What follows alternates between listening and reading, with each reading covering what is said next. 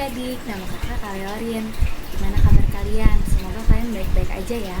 Nah, sekarang kakak akan menemani kalian dengan membacakan cerita yang berjudul Ketika Kale Bermimpi.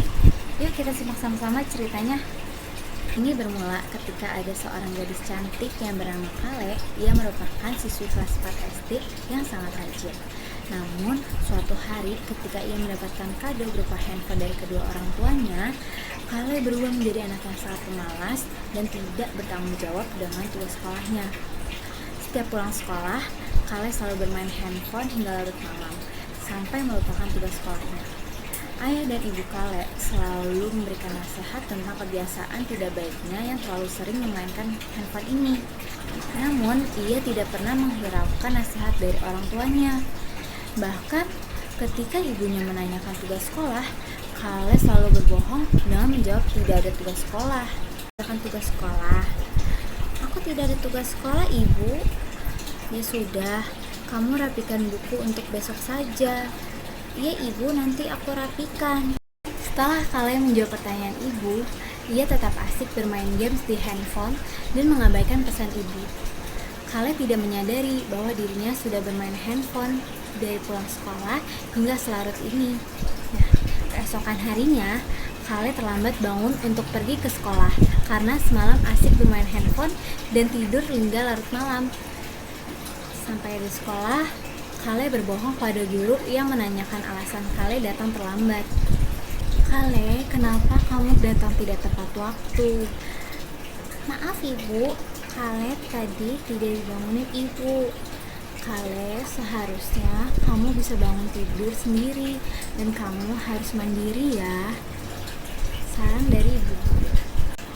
Baik bu, Kale akan coba jadi anak yang mandiri. Ya sudah, sekarang kamu masuk kelas dan duduk di bangku dengan rapi ya, perintah bu guru. Baik bu, terima kasih, jawab Kale dengan senyum manisnya. Saat istirahat, Kale membaringkan badannya. Kemudian, teman-teman Kale yang memperhatikan Kale terlihat sangat lelah dan menghampirinya sebelum mereka ke kantin. Kale, kamu kenapa? Tanya Ita.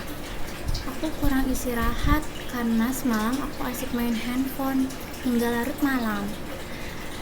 Sebaiknya kamu izin saja untuk istirahat di rumah, saran Gray.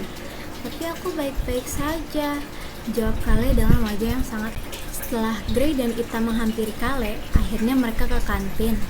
Sedangkan Kale lebih memilih istirahat di kelas. Namun saat bel pulang sekolah berbunyi dan semua murid sedang keluar kelas untuk kembali ke rumahnya masing-masing, Ita dan Gray melihat Kale yang sedang jalan sendiri sambil terlihat asik memainkan handphonenya.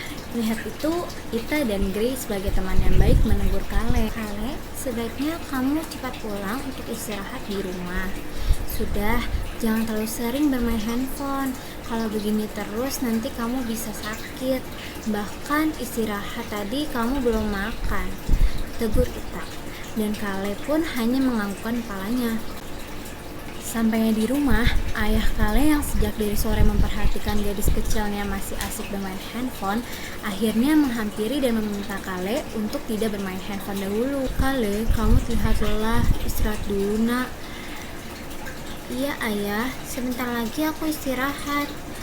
Jangan bermain handphone terus nak, nanti kamu sakit. Iya ayah. Kemudian ayah memberikan berbagai pertanyaan agar Kale berhenti bermain handphone. Setelah menjawab pertanyaan ayah yang menurutnya sangat banyak dan mengganggunya, akhirnya Kale kesal dan masuk ke dalam kamarnya dengan masih memainkan handphone. Selama di kamar, Kale masih terus bermain handphone sampai larut malam. Keesokan paginya, ibu membangunkan Kale yang masih terlelap. Kale yang merasa dirinya demam, segera bangun dan memberitahukan ibu untuk meminta izin tidak masuk kepada guru di sekolah. Pada siang harinya, teman Kale, Ita dan Gray menjenguk Kale yang sedang sakit di rumah. Ketika sampai di rumah Kale, mereka ke kamar dan menemui Kale yang sejak dari tadi menunggu kehadiran temannya itu. Ibu dan ayah Kale yang menemani Kale dan temannya di dalam kamar. Sebelum ada yang bertanya kepada Kale, ia dengan wajah ketakutan menceritakan tentang mimpinya. Kalian ingin cerita? Ya sudah, cerita saja. Kalian bermimpi kalau handphone yang selalu kalian mainkan menjadi hidup dan menangis karena handphonenya capek dimainin sama kalian sampai larut malam. Handphone yang biasa kalian mainin juga memarahi kalian karena kalian selalu melupakan tugas kalian. Kemudian ayah, ibu, dan teman-teman kalian tersenyum dengan heran mendengar cerita mimpi kalian yang sangat tidak disangka-sangka.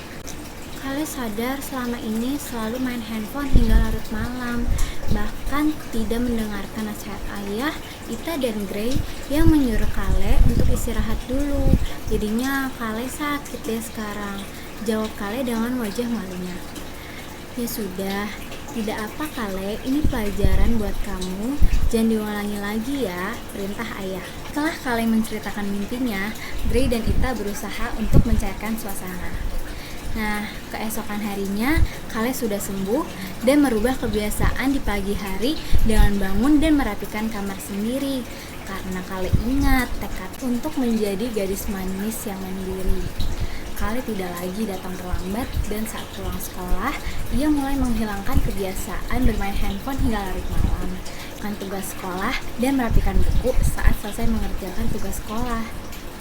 Nah, dari kejadian ini, pelajaran berharga yang didapat yaitu dengan jangan pernah mengabaikan nasihat dari orang tua dan jangan melakukan sesuatu hal secara berlebihan seperti pada cerita ini, yaitu berlebihan dalam menggunakan handphone.